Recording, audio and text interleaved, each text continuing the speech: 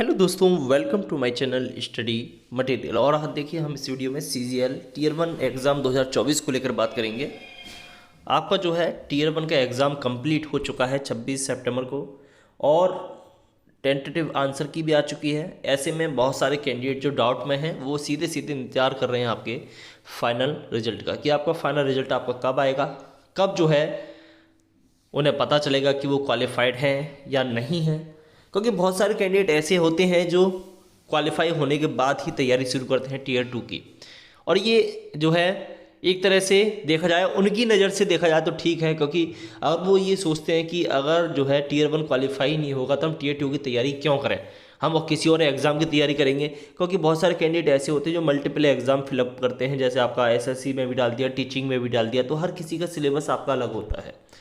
अगर कोई specific candidate है वो ओनली SSC की तैयारी कर रहा है तो उसके लिए तो खैर कोई दिक्कत नहीं है कि चाहे उसके लिए क्वालिफाइड हो या आपका क्वालिफाइड ना हो, क्योंकि उसे तो पता है कि उसे SSC की लाइन में जाना है। क्वालिफाई होगा तब भी उसे तैयारी करनी है, नहीं क्वालिफाई होगा फिर भी उसे तैयारी करनी है। तो इसलिए वो लगा पड़ा रहता है, उसे इतना टेंशन नहीं होता। टेंशन होता है सिर्फ कि उसकी मेहनत जो है रंग ले आए। लेकिन जो मल्टीपल एग्ज़ाम भरे हुए होते हैं कि SSC रहा, रेलवे रहा, UP PCS रहा, अदर UP पुलिस रहा, ये सब जो है बहुत सारे एग्ज़ाम जो होते हैं आपके, तो टीचिंग रहा, तो इन सब के सिलेबस भी आपके अलग अलग होते हैं। तो सिलेबस के अकॉर्डिंग भी आपकी तैयारी होती है। तो बहुत सारे कम से कम 40% कैंडिडेट ऐसे होते हैं जो मल्टीपल एग्ज़ाम के फॉर्म भर चुके होते हैं और जो है अगर उनका टीयर 1 क्वालिफाई नहीं होता है तो उनके पास अदर चॉइस भी होती है कि आप जो है ये नहीं हुआ, चलिए अब ये हमारा दूसरा एग्ज़ाम आने वाला है, हम उसकी तैयारी करते हैं। ठीक है, तो ऐसे भी कैंडिडेट हैं दोस्तों। ठीक है, तो ऐसे कैंडिडेट्स के लिए अब क्या किया जाए? ऐसे कैंडिडेट्स के लिए कुछ नहीं किया जाए, वो जैसे हैं वैसे ही रहने दीजिए। लेकिन कुछ कैंडिडेट ऐसे हैं जो पहली बार यहाँ पर आए हैं, टीयर 1 का एग्ज़ाम दिया है, SSC को जाना है, अभी डाउट में है। लेकिन मैं आपको बता दूं SSC CGL एक बहुत ही अपने आप में बहुत ही अच्छी जो है पोस्ट देने वाला आयोग है। ठीक है, क्योंकि इसमें बहुत अच्छी अच्छी एक वैल्यूएबल पोस्ट है, सम्मान वाली पोस्ट है। मतलब आप जब जॉब लोगे तो उसके बाद आप देखोगे कि SSC CGL का रुतबा क्या है।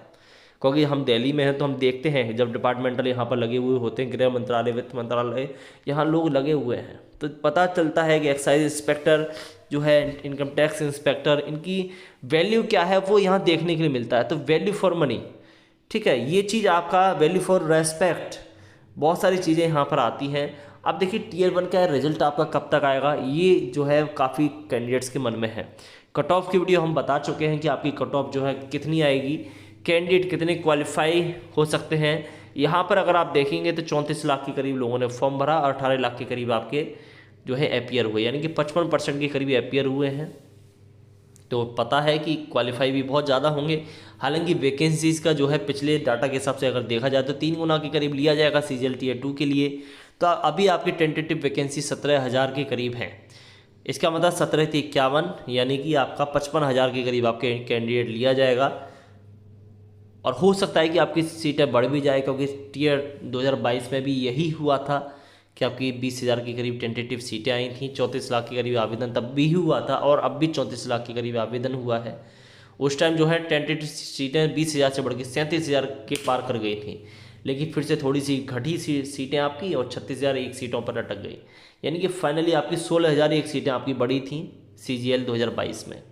ऐसे ही यहाँ पर भी आपको चमत्कार देखने के लिए मिल सकता है, क्योंकि जब भी कोई आयोग, जब भी SSC जब वैकेंसी निकालता है, यानी कि कोई भी फॉर्म निकालता है, चाहे आपका CGL रहा हो, CHSL रहा हो, MTS रहा हो और वगैरह एग्ज़ाम है, तो स्टार्टिंग में डिपार्टमेंट वाइज वैकेंसीज की जो है जानकारी नहीं लेता है। वो एक टेंटेटिव आंकड़ा दे देता है, हाँ भाई इतनी वैकेंसी होंगी, लेकिन उसके बाद वो अध्याचन लेना चालू करता है। तो इसमें क्या होता है, टेंटेटिव का मतलब है कि अध्याचन के बाद, जानकारी प्राप्त करने के बाद, डाटा प्राप्त करने के बाद सीटों की संख्या में जो है घट भी सकती हैं और सीटें आपकी बढ़ भी सकती हैं। तो दोनों ही चीज़ें जो हैं यहाँ पर देखने के लिए मिल सकती हैं दोस्तों आपको। अब देखिए टीयर 1 का आपका रिजल्ट आपका कब तक आएगा, यहाँ पर अभी जो है 3 सितंबर जो है नवंबर का जो है तीसरा वीक यहाँ पर चल रहा है। ठीक है, तीसरा वीक आपका नवंबर का चल रहा है और ऐसे में आपके 4 नवंबर तक आपके रिजल्ट आने की पूरी संभावना है, क्योंकि देखिए बीच में दिवाली का कार्यक्रम भी पड़ चुका। ठीक है।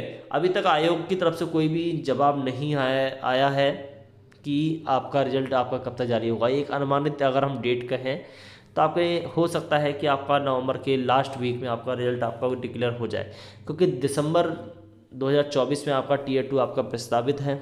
तो उसी हिसाब से आपका जो है, और ऐसे में बहुत सारे कैंडिडेट अभी भी दुविधा में हैं। अगर अभी तक रिजल्ट नहीं आया है, फाइनल आंसर की अभी नहीं आई है, आपकी कट ऑफ नहीं आई है, तो हो सकता है कि कम से कम देखिए रिजल्ट आने के बाद, कट ऑफ आने के बाद कम से कम 1.5 महीने का समय मिलता है। तो अब लग रहा है कि ये एग्ज़ाम आपका जनवरी में जाएगा Tier 2 का। ठीक है। अब ऐसे में नवंबर का लास्ट वीक ही एक लास्ट उम्मीद बचती है कि इसी में आपका रिजल्ट आ जाना चाहिए, इसी में आपका कट ऑफ वगैरह सब आपकी क्लियर हो जानी चाहिए। ठीक है। तो देखते हैं कि इस नवंबर की लास्ट वीक में आपकी कट ऑफ आती है या नहीं आती है। आपका कोई भी सवाल हो आप हमें कमेंट करके बताइए। धन्यवाद।